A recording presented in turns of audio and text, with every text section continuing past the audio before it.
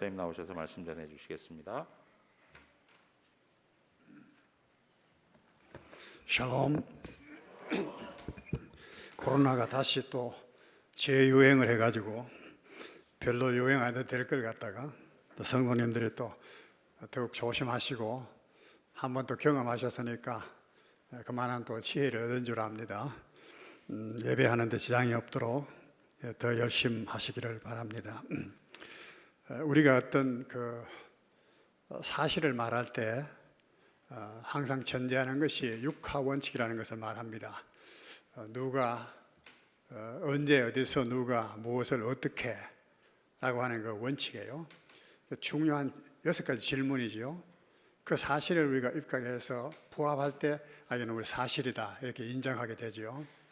신문에 어떤 그 사실적인 보도를 할 때도 항상 이것을 이제 원칙으로 해서 보도를 하고 있잖아요. 근데 성경은 우리가 하나님의 정확무한, 그러니까 정확해서 틀린 것이 없는 확실한 말씀이다라고 우리가 믿고 있고 우리가 또 그것을 그렇게 삽니다. 그런데 우리가 이 성경을 볼 때도 항상 이 육하 원칙을 우리 마음에 먼저 생각을 하고 보는 버릇을 드리는 것이, 습관을 들이는 것이 좋습니다. 오늘 우리가 읽은 말씀은 그런 의미에서 우리가 그 배경을 조금 살펴볼 필요가 있습니다. 언제라고 하는 말씀은 오늘 말씀에는 나타나지 않는데 신명기서 1장 3절에 보면은 나와 있어요. 그 언제나 하면은 40째 해 11째 달 그달 첫날에 그렇게 나와요.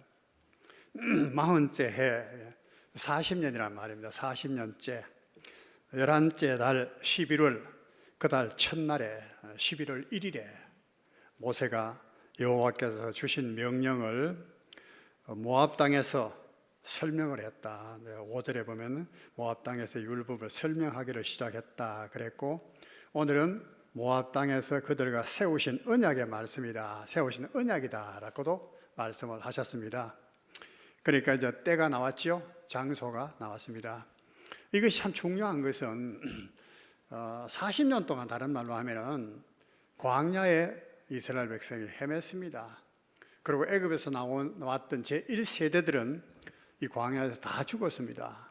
여호수아와 갈렙만 그가 가나안 땅에 들어갔고 나머지는 다 죽었잖아요. 이 모압 땅은 요단강을 건너기 전에 있던 그 광야입니다. 거기에 온 백성들을 다 모아놓고 이 온 백성들은 2세대들입니다. 애굽에서 나올 때 아직도 미성년자였거나 광야에서 태어났던 사람들, 그들이 벌써 이제 30대, 40대가 됐겠죠. 그런 사람들을 조금 더 된 나이 든 사람도 있었겠고, 그 사람들을 다 모아놓고 모세가 쭉 설명을 합니다. 이 모세는 하나님의 참 위대한 종이에요. 신명기 34장이 마지막인데 그 마지막 부분에 보면은 모세는 이와 같은 선지자가 다시는 일어나지 못했다라고 그렇게 말하고 있습니다. 모세와 같은 선지자가 다시 일어나지 않았다. 그만큼 모세는 하나님을 대면하여 말했고 또 모든 기사와 능력을 백성들 앞에서 베풀었던 그런 사람이다. 모세에 대해서 우리가 또 신뢰를 가지면은 모세가 설명하고 전해주신 이 말씀도 우리가 더 신뢰를 가지게 되는데, 모세에 대해서 우리가 또 이 얘기를 하려고 해도 한두 시간 또 소요되지 않겠어요? 그러나 우리가 대략 알아도 모세는 참 그 기구한 그런 시대 속에 태어났습니다.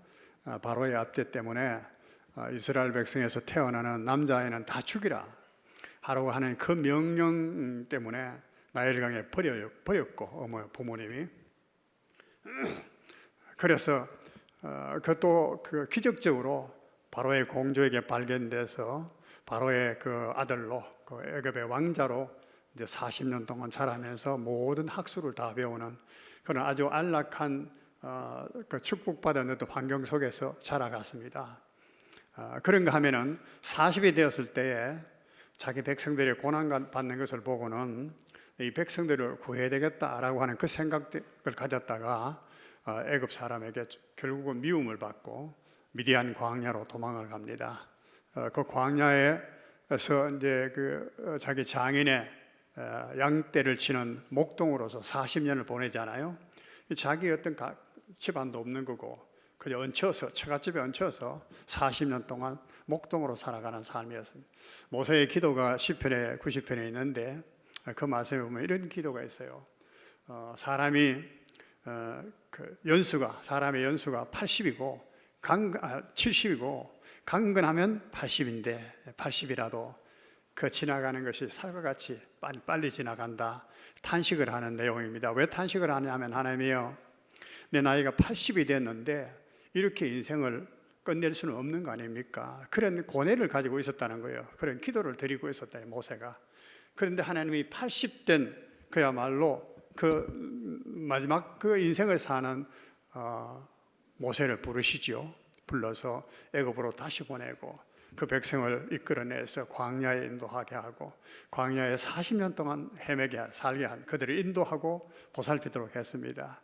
그 모세의 삶은 참 보면 기구하지요. 궁궐에서도 살았고 광야에서 처갓집 살이도 했고 그다음 또 40년 동안 광야에 살고 그러면서 하나님의 중보자가 되어서 백성들을 위해서 많은 일을 했지만 백성들은 하나 알아주지를 못합니다. 조금만 어려운 모세를 원망하고 또 심하면 돌을 들어서 모세를 쳐 죽이려고 하고 말이죠.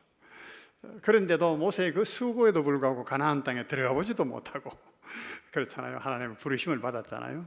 그 하나님의 부르심을 받기 직전에 오늘 이 모압 광야에서 이 세대들에게 이 말씀을 쭉 지금 설명하는 내용입니다. 그 내용이 과거에 40년 동안 그들이 보고 오늘 말씀에 본문 3절에 그런 말씀이 있죠. 곧 큰 시험과 이적과 큰 기사를 내 눈으로 보았느니라. 그죠? 여기에 보면은 큰 시험과 우리가 성경에 한 표현 한 표현도 섣불리 들여서는 안 된다는 것을 항상 제가 말씀을 드리는데 큰 시험이에요. 보통 시험이 아니야. 물이 없어서 죽을 것 같은 뭐 밥이 먹을 것이 없는 정도가 아니고 물이 없어서 죽을 것 같은 시험도 그 뭐 견디기 어려우잖아요. 큰 시험. 이것은 보통 시험이 아니다는 거예요. 그 다음에 큰 기사와 이적이라 그랬어요.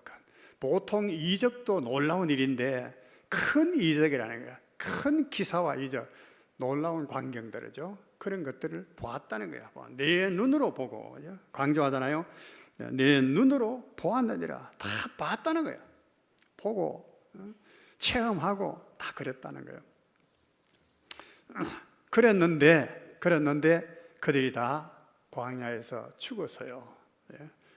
가나안 땅에 들어가지 못했습니다. 젖과 꿀이 흐른다고 하는 하나님이 약속했던 그 땅에 들어가지 못했습니다. 왜 그랬느냐 그게 원인이 무엇인가 중요하지 않겠어요?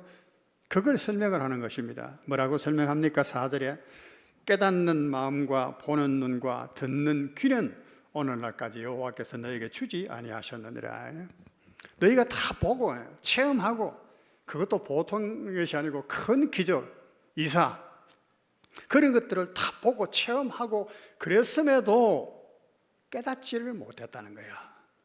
보지를 못했다. 그 기사를 보지 못했다는 것이 아닙니다. 그 기사가 의미하는 바를 몰랐다는 거야. 참된 것들, 진실, 실체 그걸 몰랐다는 거야. 몰랐다는 거야. 그래서 다 멸절하고 말았다. 그 말씀을 합니다. 그러면서 이제 너희가 이런 것을 알고 들어가는 가나안 땅에서는 여호와를 경외하라는 말씀을 해요.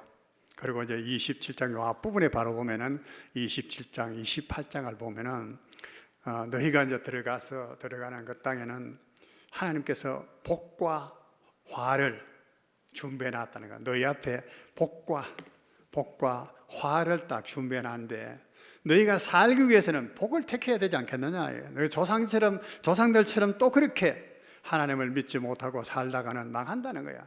결국 저주를 택하게 된다. 그걸 경계하면서 너희는 그렇게 살지 말라. 그러면서 하신 말씀이 그러나 28장에 쭉 보면요. 그러나 너희가 그날에 가나안 땅에서 역시 너희 조상들처럼 또 하나님을 버릴 것이고 우상을 섬기고 죄악을 행할 것이고, 그래서 그 땅에서 쫓겨나서 모든 이방 땅에 흩어져서 그런 흩어지는 나그네가 디아스포라가 될 것이다 라는 것을 경고하는 말씀도 포함되어 있습니다. 그들에게 중요한 것은, 조상들에게나 그들에게 가장 중요한 것은 깨닫는 마음을 가지지 못했다는 거예요. 보는 눈을 가지지를 못했다는 거예요. 듣는 귀를 가지지 못했다는 것입니다. 여러분, 우리는 눈을 가지고 있고 귀를 가지고 다 여기 있습니다. 그죠? 그래서 뭐 다 듣는데요, 다 보는데요, 그렇게 다 말하고 생각할 것입니다. 그러나 조금만 생각해 봐도 다 그렇지는 않아요. 다 그렇지는. 내가 지금 이리 말하는 것을 초등학교 하면 3, 4학년 좀 되면은 알아듣습니다. 무슨 목사님이 무슨 말을 하신다는 건 알아들어요. 근데 그 내용은 잘 알지를 못해요. 조금 똑똑하고 지혜로운 아이는 좀 더 많은 것을 알 것이고, 그죠? 그렇지 못한 아이는 조금 적게 알 것이고, 그렇잖아요? 우리가 흔히 그런 얘기 하잖아요. 아는 것만큼 보인다, 그런 말을 하죠. 그 말이 무슨 뜻인지 알지요? 우리가 무엇에 대해서 알 때에 뭔가 보인다는 거야. 그 부분에 대해서. 그림에 대해서 이해가 깊은 사람은 그림을 볼 때 많은 걸 느끼게 됩니다. 그림에 조예가 없는 사람은 같은 그림을 봐도 별로 감흥이 없습니다. 과학자들이 보는 세계하고 우리가 평범한 사람이 보는 세계하고는 분명히 다릅니다. 왜요? 아는 것만큼 보이기 때문에 그렇습니다. 그런 아는 것, 지식에 따라서 우리가 아는 것, 보는 것 정도의 차이가 난다는 그런 말씀이 아니고, 모든 사람이 참으로 보고 참으로 듣고 깨달아야 될 것이 있는데 그것을 못 본다는 것이야. 그래서 바로 소경이라고 말해요. 맹인이라고 말한다는 거야. 귀머거리라고 말한다는 겁니다. 예수님께서 요한복음 6장 26절에 이런 말씀을 하셨습니다. 내가 진실로 진실로, 이 진실로 진실로 하실 때 참 우리는 이 말씀도 참 또 마음에 조금하죠. 거짓말이 아니다. 그 두 번이나 진실로 진실로 너희에게 이르노니 너희가 나를 찾는 것은 표적을 본 까닭이 아니요 떡을 먹고 배부른 까닭이로다 했습니다. 이 말씀의 배경도 뭐냐 하면, 예수님 말씀을 들으려고 많은 사람들이 왔는데 그들에게 말씀을 많이 했는데 전시때가 됐습니다. 먹을 것이 없어요. 그래서 어떤 아이가 보리떡 5개, 물고기 2마리 가지고 있는 것을 가지고 그 5,000명을 전부 다 나눠 배불리 먹도록 해줘서요. 너무나 놀라운 일이죠. 이적이잖아요. 그죠? 그런 일들을 경험했던 사람이 예수님이 어디로 가든지 막 몰려와서요. 몰려와요. 어디로 가버나움에 가면 가버나움으로 오고, 갈릴리 넘어서 가면 갈릴리 넘어서 오고, 그런 그 무리들을 보고 예수님이 하신 말씀입니다. 너희가 나를 찾는 것은 표적을 본 까닭이 아니다. 떡을 먹고 배불렀기 때문에 너희가 내한테 오면은 내 밥도 먹여준다. 그리고 병도 고쳐준다. 재미있는 얘기도 많이 들려준다. 그러니까 배부르고 또 병도 고치고 거기에서 이제 몰려온다는 겁니다. 표적을 보지 못했다는 거예요. 이 표적이란 말은 영어로 사인이라고 말하잖아요. 사인. 나는 이제 이 설명을 할 때 야구의 투수와 이게 포수가 이제 공을 주고 받잖아요. 포수는 공을 받고 투수는 공을 던지잖아요. 그럴 때인데 어떤 공을 던지라고 이제 손가락 가지고 보통 그죠? 이렇게 하는 거 보셨죠? 포수가 공 받는 포수가 이 타자는 그 왼쪽 타수니까 어떤 공을 잘 친다. 그러니까 어려운 공을 이런 공을 던져라. 직구를 던지라든가 커브 공을 던지는데 왼쪽 커브 공을 던지라든가 오른쪽 커브 공을 던지라. 이렇게 이제 사인을 보내요. 그죠? 사인. 이걸 사인이라고 합니다. 표적이란 말이죠, 우리말로. 이것은 공이 아니에요. 손가락 움직이는 이것은 공이 아니에요. 어떤 공을 던지라고 하는 것을 표시해 주는 것밖에 없습니다. 네. 다른 말로 하면 예수님께서 보리떡 5개, 물고기 2마리를 가지고 5,000명을 그린 것은 표적이 중요하다는 거야. 그게 무엇을 의미하는가 하는 그것을 깨닫는 것, 그 실체, 그 본질을 이해하는 핵심을 이해해야 되는 것이지, 떡을 먹었다는 그 자체도 놀랍지만 거기에 주안점을 주면 안 된다는 거예요. 더 중요한 것이 있다는 것입니다. 소경의 눈을 띄워주고 안전뱅이를 걷게 하고 병연자를 낫게 하고 죽은 자를 살리는 거. 그래서 우리가 병을 고쳤다는 여기서 좋고 기쁜 일이지만은 그것에 만족해서는 안 된다는 거예요. 그것이 감추고 있는 좋은 의미를 알아야 된다는. 우리 구약 성경은 항상 말하기를 모형이요, 그림자요, 비구라고 하는 말을 많이 합니다. 그죠? 구약 성경의 모든 것들이 바로 그렇다는 거예요. 에덴 동산도 하나의 모형이고 하나의 비유입니다. 그죠? 에덴 동산도. 제사 지내는 것도 역시 그렇습니다. 제사가 무엇인가 하는 그 본질, 그 참 핵심을 알아야 되는 거예요. 그죠? 그 다음에 성막을 짓잖아요. 성막, 나중에 성전이 되고 이제 교회가 되는데 이것이 무엇이다? 전부 다 하나의 비유예요. 애굽에서 모세가 이제 이적을 행합니다. 나일강이 다 피로 물들었습니다. 마실 물이 없었어요. 사람이 물을 구하러 막 헤맵니다. 물이 다 피가 돼서 마실 물이 없다는 이 말은 의미가 무엇입니까? 우리 사람은 물을 먹어야 되듯이 우리 사람은 몸만 있는 것이 아닙니다. 영이 있습니다. 영이. 우리 안에는 영이 있어요. 그래서 우리 몸이 병들면 우리 영은 이 병을 영이 이기게 하지만은 영이 병들면 누가 일으키겠느냐? 잠언서에 그런 말씀도 있죠. 영이 분명히 있습니다. 근데 우리 육만 사는 게 아니에요. 영이 살아야 돼요. 육신이 아무리 편해도 먹고 마시고 모든 것이 다 있다 할지라도 영은 허무한 거예요. 그래서 갑부도 자살하잖아요. 너무 힘이 소망이 없다. 즐거움이 없다. 헛되고 헛되며 헛되고 헛되니 모든 것이 헛되도다. 내가 언젠가도 말씀드렸죠. 허무주의, 절말로 사람이 완전하게 뭐라 하나요? 다운된 상태, 우울증이라고 하죠. 극심한 우울증에 빠지면 죽는 것이 낫다는 게 차라리 죽는 것이. 나일강이 물을 근거 삼아 사람 먹고 그랬는데 물이 없어. 이 말은 우리 영혼에 마실 양식, 물이 말씀이 기갈 들었다 그 말이에요. 아모스서가 그걸 말하죠. 기갈 때가 온다네. 극심한 기갈의 때가 오는데 마실 물이 없어서 기갈되는 것이 양식이 없어서 흑해진 것이 아니고 하나님의 말씀을 듣지 못함으로 당하는 기갈이라. 근데 많은 사람들은 하나님의 말씀을 못 들어도 기갈을 느끼지 못해. 목마른 줄을 모르고 그 다음에 배고프고 흑해진 줄을 못 느껴. 그만큼 우리는 이 영혼에 대해서 민감하지 못하다는 거예요. 그걸 보지 못해. 느끼지 못하기 때문에. 이해하시잖아요, 우리가. 그죠? 우리 영이 그것을 증거하는 거예요, 증거.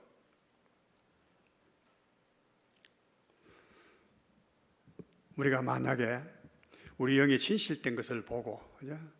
우리가 봐야 될 것, 참된 영, 하나님을 보고, 하나님의 역사하시는 것을 보고, 하나님께서 우리에게 약속하신 그것을 믿음으로 볼 수가 있다면 우리 삶은 확 변한 거예요.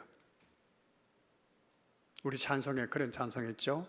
내 영혼이 은총 입어 중한 죄짐 벗고 보니 슬픔 많은 이 세상도 천국으로 화도다. 뭡니까? 여기 이런 다 경험들 하셨죠? 우리가 정말로 죄사함을 받고 거듭난 사람이 되니까 슬픔으로만 느껴지던 슬픔 많은 이 세상이 천국으로 화더라는 거예요. 다 아마 이런 경험을 하셨을 거예요. 이런 경험을 못 하셨으면 아직도 내 영혼의 존재에 대해서 의심을 해봐야 됩니다. 내 영혼이 건강한지 잘 있는지 살펴봐야 돼요. 우리 모두가 다 그렇잖아요. 우리가 하나님의 은혜를 받고 눈이 떠여지고 마음이 열려지면은요, 나를 미워하던 사람이 그렇게 불쌍하게 보일 수가 없어요. 천하게 보여져. 세상이 너무나 아름답게 보여져. 이놈의 세상, 슬픔 많은, 고통 많은 세상, 걱정 근심 많은 세상, 이렇게만 절대 낙심하지 않아요. 물론 슬픈 고통들이 다 있죠. 있는데 그것도 너무나 아름답게 보이는 거야. 예? 슬픔 많은 이 세상도 천국으로 화하도다. 어째서 그렇습니까? 보는 눈이 열리고 듣는 귀가 열리고 깨닫는 마음이 열렸기 때문에 그렇습니다. 근데 이것을 이해 못하면 안 돼요. 마음으로 깨달을 수 있어요. 솔로몬은 그래서 기도할 때, 하나님 앞에 기도할 때 이렇게 기도했어요. 하나님이여, 하나님이 귀한 백성을 내게 맡기고 나를 왕으로 세워주셨는데 저들을 재판하려고 하니까 내가 지혜가 부족합니다. 그런데 내게 듣는 마음을 주셔서 저들을 잘 재판할 수 있게 해주시옵소서. 그렇게 구했어요. 하나님이 기뻐하셨죠. 그런데 언젠가도 말씀드렸지만 무엇으로 듣는다고요? 솔로몬은 듣는 마음을 주십시오. 그래서 듣는 마음을 주사 저들을 재판하게 해달라는 거예요. 하게 해달라는 거예요. 여러분, 백성들의 말하는 거 말하지 않더라도 솔로몬은 마음으로 거기서 백성의 소리를 듣는 겁니다. 우리가 마음에 깨달아지면 거기 돼요.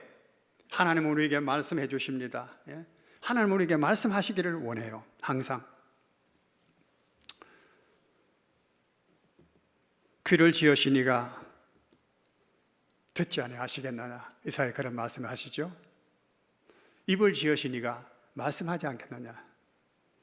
하나님 항상 말씀을 하세요.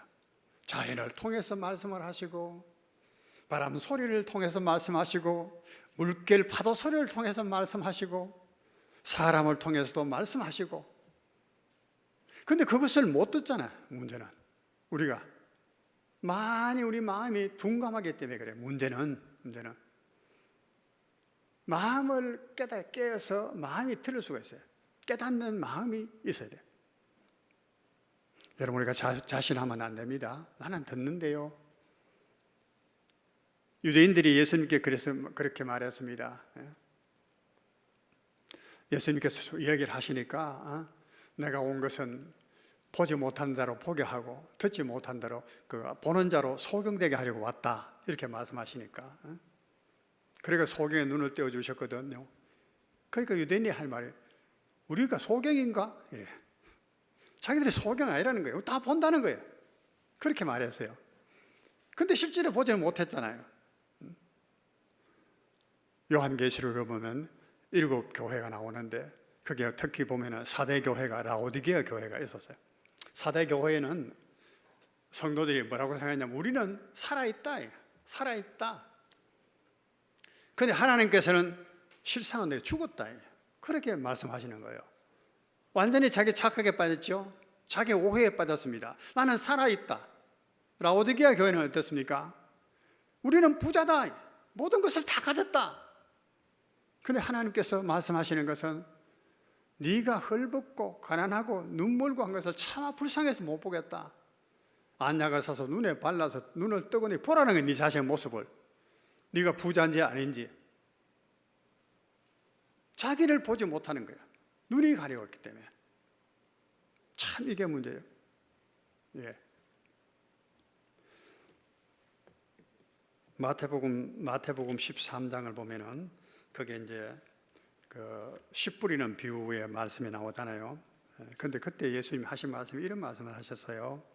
14절 15절에 보면은 이사야의 예언이 그들에게 이루어졌으니 일러서되 너희가 듣기는 들어도 깨닫지 못할 것이요 보기는 보아도 알지 못하리라. 이 백성들의 마음이 완악하여져서 그 귀는 듣기는 둔하고 눈은 감았으니 이렇게 말. 여기 지금 이 말씀은 이사야 선지자가 한 말입니다. 모세가 하신 말씀이 아니에요.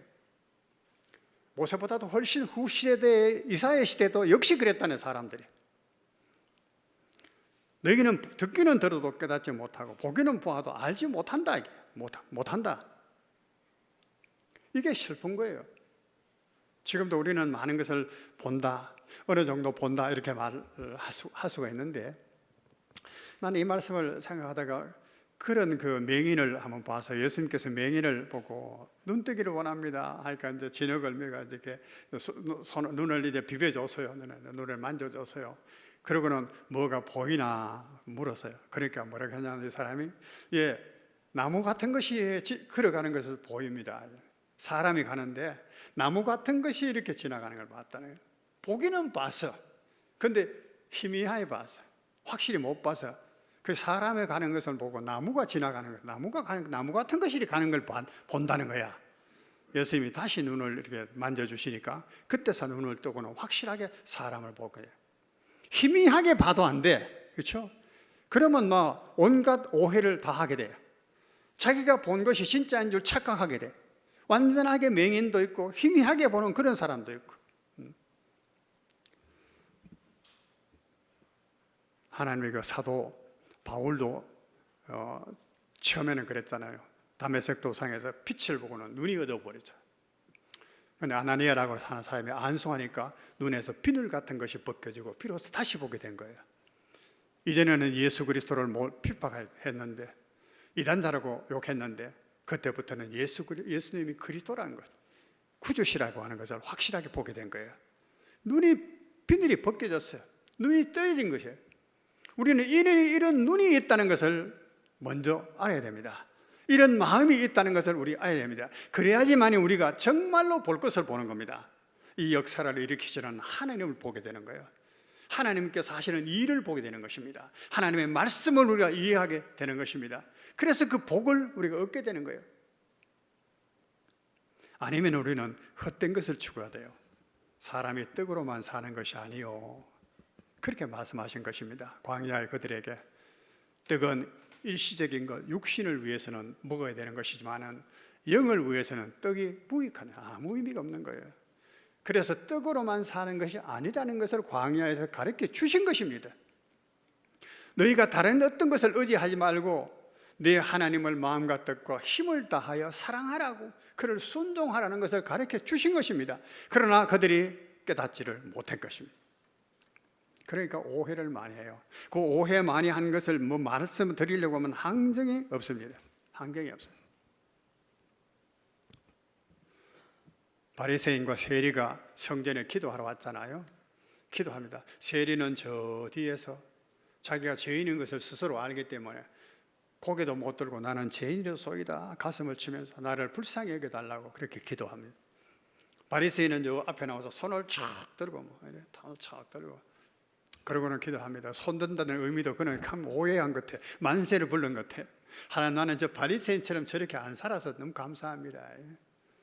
11조 박하와 근처와 회양에 11조도 꼭꼭 드리고 일주일에 2번씩이나 금식합니다. 다 그것을 막 자랑하면서 감사한 거예요. 예수님께서 뭐라고 하셨습니까? 누가 더 의롭다고요? 누가 자기를 보는 사람이라고요? 세리가, 진정 저 세리가 자기를 보는 사람이라는, 그렇게 말씀해 주신 것입니다. 세리 삭개오의 집에 예수님이 들어갔습니다. 그 삭개오는 너무나 기뻐서 내 재산 절반을 팔아서 가난 사람에게 주겠다고 막 그렇게 고백을 하잖아요. 근데 사람들은 그 예수님을 보고 이렇게 말했습니다. 예수도 별일 볼 일 없네. 삭개오가 부자니까 그 집에 들어가면 편안하게 오늘 쉴 수도 있을 것이고 맛있는 음식도 대접받을 테니까 그렇게 죄인을 친구 삼아서 죄인의 집에 들어가는구나. 그렇게 사람들이 속으로 비난했어요. 예수님의 그 뜻을 모르고, 그렇죠? 예수님이 하신 말, 나는 죄인을 부르러 왔다.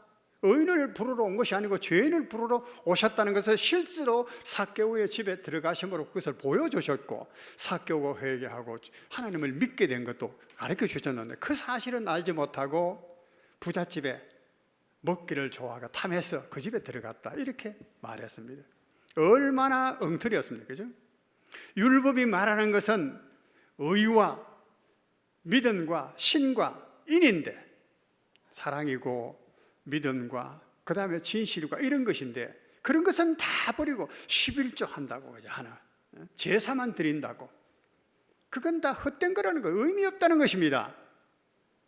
그런 예배, 그런 제사는 하나님이 받지 아니하신다. 얼마나 오해한 것입니까? 그죠? 그들이 바로 깨닫는 마음을 가지지 못했어요. 보는 눈도 듣는 귀도 얻지 못한 겁니다. 그런데 오늘 이 말씀을 보면은 오해할 만한 것이 있어요. 이런 마음과 눈과 귀를 주시지 않았다 그래요. 하나님께서 너희에게 주시지 않았다. 이건 마치 하나님이 안 주신 것처럼, 책임이 하나님께 있는 것처럼, 우리는 책임이 없는 것처럼 이렇게 생각하기 쉬워요. 이런 오해를 많이 하죠, 사람들이. 하나님의 에덴 동산에 왜 선악과 나무를 만들어 가지고 먹게 하시는가 말이야. 안 만들었으면 될 걸. 하나님의 뜻을 몰라, 하나님 마음을 몰라서 그래요.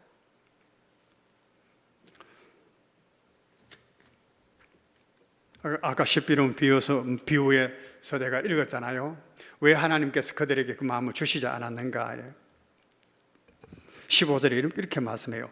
이 백성들의 마음이 완악하여져서 그 귀는 듣기에 둔하고 눈은 감았으니 이는 눈으로 보고 귀로 듣고 마음으로 깨달아 돌이켜 내게 고침을 받을까 두려워함이라. 이렇게 말씀하셨어요. 쉽게 설명을 드리면 그들이 듣고 깨닫고 그러면은 고침을 받는다는 거예요. 고침을 받는다는 것은 뭡니까? 죄를 버리게 된다는 거예요. 죄를 버려. 병든 것, 그런 죄와 악에서 떠나게 된다는 거예요. 그런데 이것이 될까 봐 두려워한다는 거예요. 왜 그 두려워할까요? 왜? 그 사람들은 죄를 즐거워하기 때문에, 죄의 낙을 즐거워하기 때문에. 술 좋아하는 사람들 술 끊어라. 담배를 달고 다는 사람에게 담배 끊으십시오. 또 성적으로 타락한 사람들에게 말이에요. 저 뭐 요즘도 뭐 뭡니까 동성애 축제한다고 퀴어 축제니 뭐 야단질 하잖아. 그 사람한테 개발하고 그 더러운 짓이니까 버리라. 절대 못합니다. 왜? 말로는 더럽다. 그 소리도 사실 듣기 싫은 거야. 듣기 싫어. 귀를 막고 그것이 자기들에게 즐거움이게요. 죄의 즐거움. 이것은 강력한 것입니다.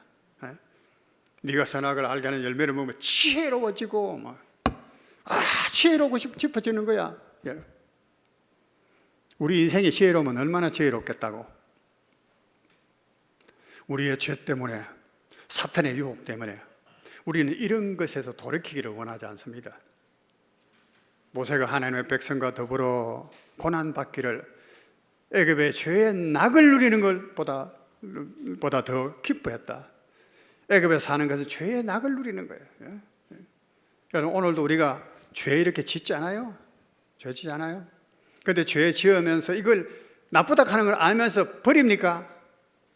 타협을 하거나 안 그러면 하나님을 뒤로 밀어내거나 다음에 하지요, 이런 식으로 안 버려.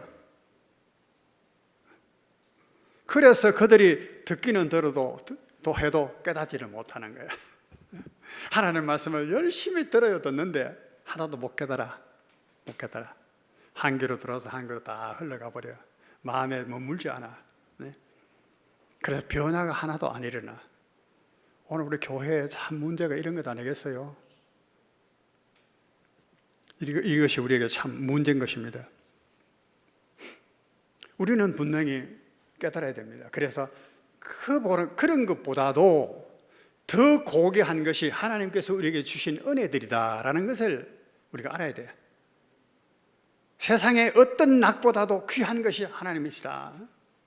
여러분, 세상의 모든 것은 하나님이 우리에게 어떤 모형, 비유로 맛보여 주신 거예요. 아내를 사랑하고 뭐 남자를 좋아하게 돼 있죠. 당연한 거지. 하나님께서 그렇게 만들어 놓으셨으니까.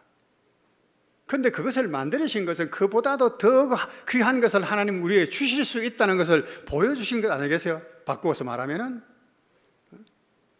아담을 위해서 하와를 만들어 주신 거예요. 그러면 하와보다도 더 좋은 것을 주시는 거예요. 하늘나라 가면 장가가고 시집가는 게 없다 그래. 생각하면 어떻게 해서 무슨 재미로 사노? 그러면 무슨 재미로 살고 아이고 나 천국 실래? 그래만 생각하면 큰 오해지. 우리는 모르지만은 장가가고 시집가는 것보다도 비교할 수 없는 더 큰 즐거움이, 쾌락이 있다는 겁니다. 하나님을 믿으면 그걸 알게 되는데, 보게 되는데 깨닫지를 못하니까 여기 있는 것이 이것이 다인 줄 알고 세상에 죄악이 그냥 몰두하게 된다는 거예요. 그러니까 그 사람들이 아예 듣기는 들어도 실제로 듣고 싶은 건 아니야. 변하지 깨닫게 되기를 원치 않은 거야. 왜? 그래서 돌이키기를 원치 않으니까. 그 실제로 안 듣는다는 얘기예요. 오늘 우리가 하나님의 그런 말씀을, 하나님의 그런 또 그 뜻을 마음에 깨닫지 못하는 것은 똑같은 원리입니다. 똑같은 원리. 씨 비루는 비후에서 씨를 뿌리잖아요. 씨를 뿌리는데 어떤 씨는 길가에 떨어지고 돌짝밭에 떨어지고 또는 가시덤불 속에 떨어지고, 그렇죠? 그때 뭐 길가에 떨어진 거 새들이 먹어버렸고, 돌짝밭에 떨어진 거 삭이 나다가 뿌리가 안 깊어서 해가 뜨니까 말라버리고, 가시덤불이 나는 것은 가시의 기운에 눌려서 열매를 못 매다. 결국 시름시름 가다가 그냥 쭉쟁이 맺고 그냥 죽어버려. 그 설명을 하시잖아요, 예수님이. 이 결실한다는 것은 또 그 돌짝밭이 있다는, 씨가 있다는 것은 말씀을 듣고 깨닫지 못함으로예요. 깨닫는다는 말이에요. 들어서 끝나는 것이 아니고 깨달아야 되는데 깨닫지 못함으로 결실하지 못해.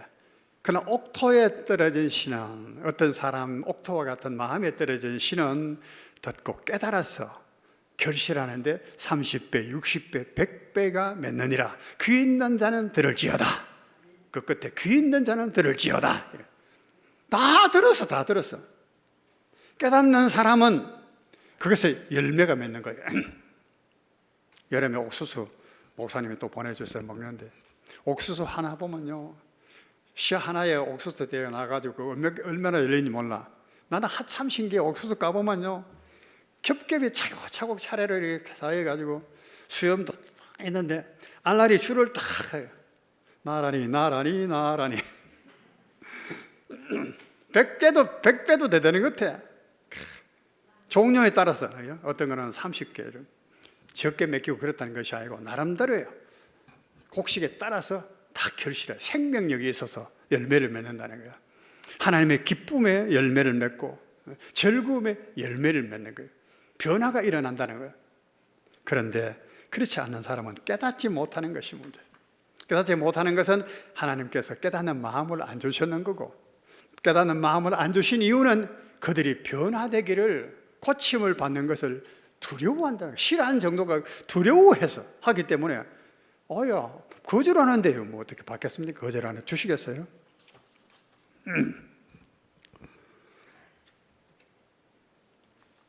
그래서 우리가 깨닫지 못하는 이유를 들었습니다. 우리는 깨닫는데 깨닫는 마음을 주시도록 기도해야 됩니다. 그죠? 깨닫는 마음은 여호와께서 주시는 겁니다. 다른 데서 오는 게 아닙니다. 하나님 앞에 간절히 우리에게 깨닫는 마음, 보는 눈, 듣는 귀를 주십시오. 기도해야 돼요. 기도할 때 뭐라고 해야 됩니까? 손 들고 기도할 때 깨끗한 손을 들으라 그래서요. 더러운 손 가지고 뭐 달라고 하면 안 돼. 손 씻고 와. 그러잖아요. 깨끗한 손을 들고 하나님 기도해야 돼. 깨끗한 마음으로 기도해야 돼. 그래야 그게 하나님 담아주시는 겁니다.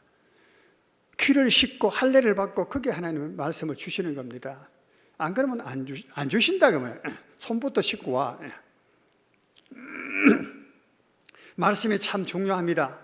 말씀을 들어야 됩니다. 그래서 믿음이 생기고 합니다. 칼빈은 이 말씀을 안경이라고 해서요. 우리가 보통은 안 보이는데 하나님의 말씀을 보면서 비로소 하나님의 뜻을 알게 되고 한다고. 하나님의 말씀은 안경이라고 그래서 그 안경 끼고 이렇게 보라. 눈 나쁜 사람. 근데 소경은 아무리 안경을 겹겹이 껴도 보지 못합니다. 그렇죠? 소경은. 근본적으로는 성령께서 열어주셔야 됩니다. 귀도 열어주셔야 됩니다. 그래서 우리는 하나님 앞에 기도합니다. 말씀과 기도, 말씀을 달라고 하고 기도하고 그런 겁니다. 성경에는 말씀에 대한 이야기가 너무 많습니다. 말씀을 이게 그 옷 속에 옷깃에 새기고 미간에 손목에 희어로 삼고 문설주에 붙이고 들어가고 나오면서 그 말씀을 묵상을 하고 그렇게 말했죠. 복 있는 사람은 주의 말씀을 주야로 묵상하는 자로다. 하나님 묵상하래.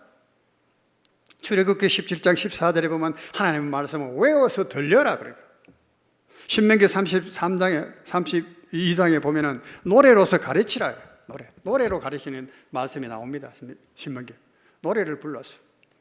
노래로 배워놓으면 잘 안 잊어버리거든요. 어릴 때 유치부 다닐 때 교회에서 배운 노래 아직도 기억이 나요. 그 뜻을 잘 몰랐지만 이제서 그 뜻을 더 이해하고 아이들에게 뜻을 설명해 노래로 가르치라. 옷술에 새기고 또 외워 들려라. 자꾸 외워. 암송을 오늘도 말씀을 암송했는데 암송을 하면은요 묵상을 하면은 베레아 사람들처럼 버스를 타고 가면서 지하철을 타고 가면서 앉아서 묵상합니다. 이 말씀이 어떻지? 이것을 버리라고 하는구나. 그럼 또 그걸 버리면서 말씀을 묵상을 합니다. 그때 우리에게 마음이 깨달음을 얻게 되고 눈이 열리게 되고 귀가 들리게 되는 겁니다.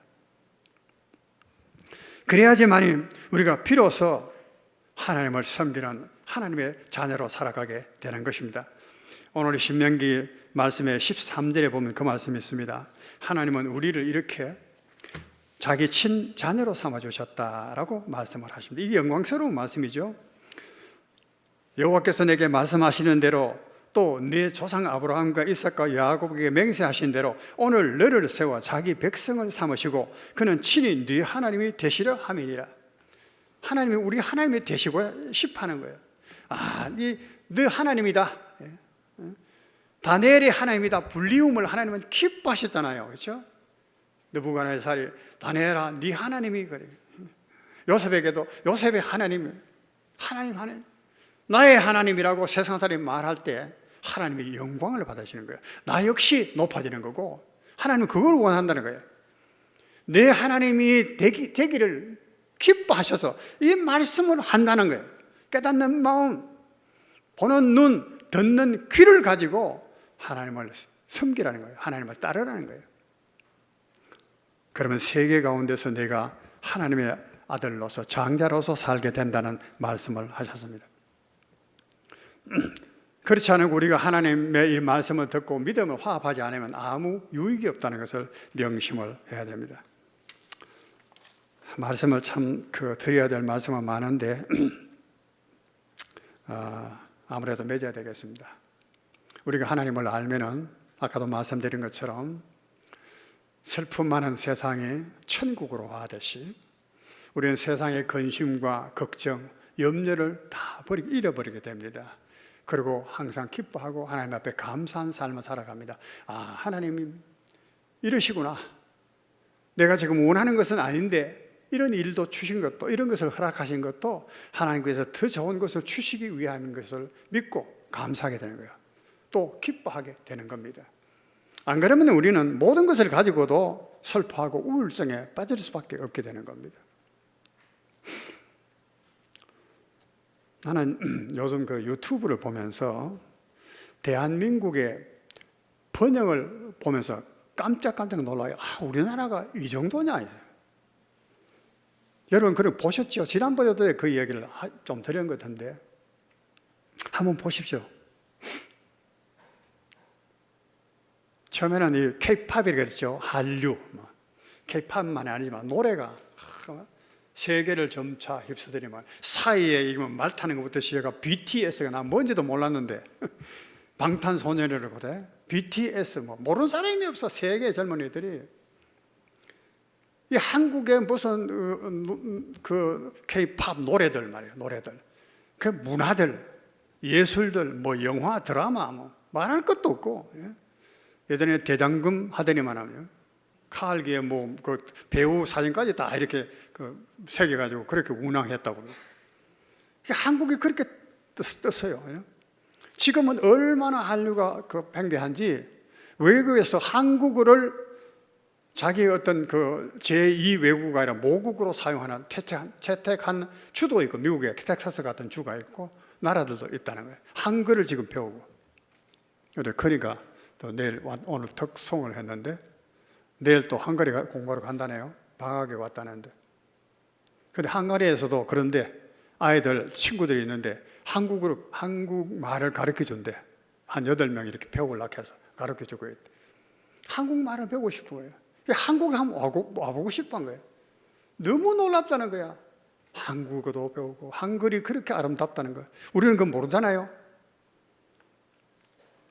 그런 거 하면 기술도요, 건설도 말할 것 없고, 지금 뭐 아라비아라든가 저 뭐 어떤 동남아 쪽에도 그렇고 우리 한국 기술들이 다리도 놔주고 뭐 길도 닦아주고 뭐 배수로 공사도 해주고 엄청난 빌딩을 짓고 기술력이 또 인정을 받아서 세계의 막 수주가 엄청나게 들어오는 거예요.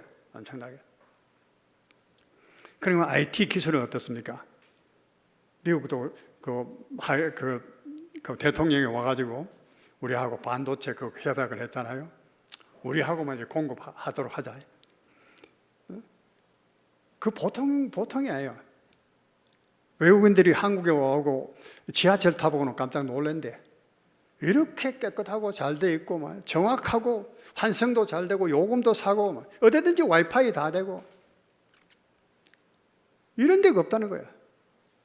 다 스크린 도어가 딱 돼가지고 소리도 방음도 되고 먼지도 차단되고 그 철길에 뛰어내리는 사람도 없고 그죠? 그런 것을 보고 너무너무 놀라는 거야. 음식은 또 얼마나 그렇게 맛있는지.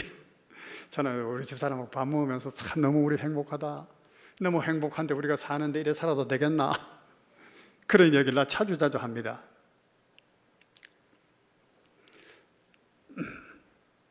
참 놀라워요. 다 말을 못하겠네. 부산 앞바다에 유전 발견됐다는 건 들었습니까? 소리. 유전 발견돼서 기름 곧 빼올린다고요. 야, 우리도 기름값 많이 내려가겠네. 그 매장량도 엄청나서 세계 한 5, 6일이쯤 되는 모양이라 매장량이 엄청난가 봐. 그래가 일본이 몰래 우리 그 광고 쪽으로 빨대를 꼽는데 빼먹으려고. 그래서 또 비난하는 이야기도 많더라고. 저 아라비아 같은 데서는 기름은 많아도 물이 없잖아요, 물이. 우리나라 기업들이요, 바닷물을 그 담수, 마시는 민물로 만드는 그 공장을 또 엄청나게 짓고 있대. 그것도 우리나라 기술이 가서 한대. 원자로는 뭐 말할 것도 없고, 원자로 수출은 말할 것도 없고, KF-21이라고 하는 전투기를 만들었는데, 초음속 전투기야. 이 스텔스 기능이 좀 있는데, 이게 얼마나 빠른지, 뭐라 하나요? 음속을 돌파하는 뭐 초음속이 초음속. 세계 8번째 기술이래. 세계 주문이 막 들어오는데, K9이라고 하는 그 대포는 얼마나 또 성능이 좋은지 탱크에 장착해가지고 하기도 하고 하는데, 성능이 좋아. 이번에도 폴란드에서 17조 원을 수입해 갔대, 대포. 그러고 더 수입해 간대. 유럽 각국에서 K9을 지금 수입해 간다는 거예요. 이것뿐만이 아닙니다. 뭐 말할 수 없는 것들이 많이 해요.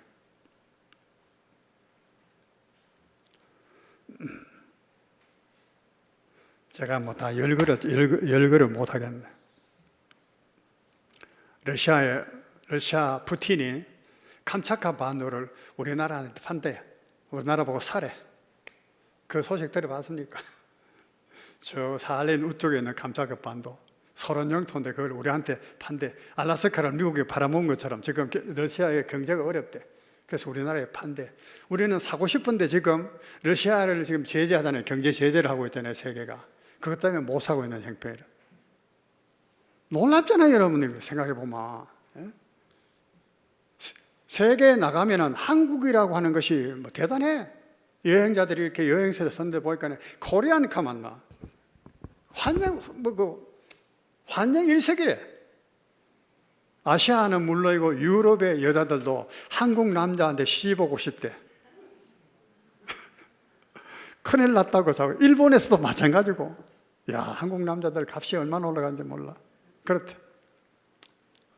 그런 이야기 하다가 내가 조금 들어갔는데, 그러니까 아이들도 이번에 한국에 오고 싶어서 거의 따라가지고 한국 구경하려. 근데 이번에는 못 데리고 왔다 그러네.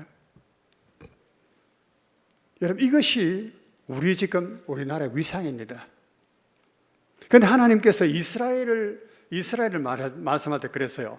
너희는 큰 나라가 아니다. 많은 민족이 많은 것도 아니다. 너희가 더 지혜로운 것도 없다. 의로운 것도 없다. 그런데 내가 너에게 복을 줘서 세계 제사장 나라로 세우겠다는 거예요. 하나님 그 말씀하셨어요. 나는 우리 대한민국을 보면서 참 우리 조상들이 과거 일제치하에도 그렇고 믿음을 위해서 순교하고 피를 흘린 사람, 우리 선조들이 얼마나 기도하고 기도했는가, 우리는 그 열매를 지금 따먹는가 보다 싶고 이 생각이 너무 들어요. 북한이 통일되고 하면은 지금 러시아도 우리 뭐 땅 사락하고 그 땅 일부를 또 우리에게 주겠다 하고, 만주는 우리나라라고 지금 국제재판소에 지금 제소를 해놨어요. 우리가 만주 우리 땅이다 돌려달라고. 우리나라가 얼마나 앞으로 커갈지 몰라. 우리 2세대들은 아마 그런 걸 생각하면서 지금 살아야 되는 거예요. 우리 아이들이 살아갈 시대는 그런 시대입니다. 근데 우리가 이런 땅의 번영만을 보고 살아서는 안 된다는 거예요. 이건 하나의 표적이라는 거예요. 하나님께서 우리에게 보여주시는, 내가 너희와 함께 한다, 너희를 복주고 있다, 나를 하나님만 경외하라는, 하나님의 말씀만 따라 의로 살아가라는 것, 인을 행하라는 것입니다. 그러면 이 모든 것을 내게 더하여 줄 것이다. 하나님의 영광 받으신다는 것입니다. 우리는 세상 사람을 못 봅니다. 우리 그리스도인들은 깨닫는 마음을 가지는 겁니다. 보는 눈을 가지는 겁니다. 듣는 귀를 가지는 겁니다. 그래서 이 나라를 이끌고 가게 되는 겁니다. 새로운 대통령이 일어서서 정말로 지금 적폐를 청산해 나가고 있잖아요. 얼마나 지금 반대가 극심한지 몰라. 곳곳에서 거제 조선소에서도 지금 뭐 가다가 이제는 뭐 어쨌든 타협을 하고 했습니다만 엄청난 손실을 보게 하고 말이에요. 그런 세력들이 지금 어떤 면에서 우리가 하나님의 뜻대로 살아가려고 하는 일에 방해 요소가 다 되게 있어요. 세상의 어떤 그런 정욕, 욕심, 자랑, 쾌락 이런 것들이 가시덤불처럼 우리 마음에 막 솟아나요. 그런 것들을 우리가 제거해내는 겁니다. 그가 눈이 밝아지고 귀가 밝아지고 마음이 열려서 하나님의 뜻을 알게 되고, 그러면은 우리가 하나님의 자녀로서, 장자로서 이 시대를 선도해 나갈 수 있는, 세계를 선도해 가는 그런 우리 민족이 된다는 거예요. 우리 교회가 된다는 거예요. 나는 이런 꿈을 우리 모든 성도들이 함께 보기를 원하고 또 이루어 갈 수 있기를 주의 이름으로 축원을 드립니다. 네, 기도드리겠습니다.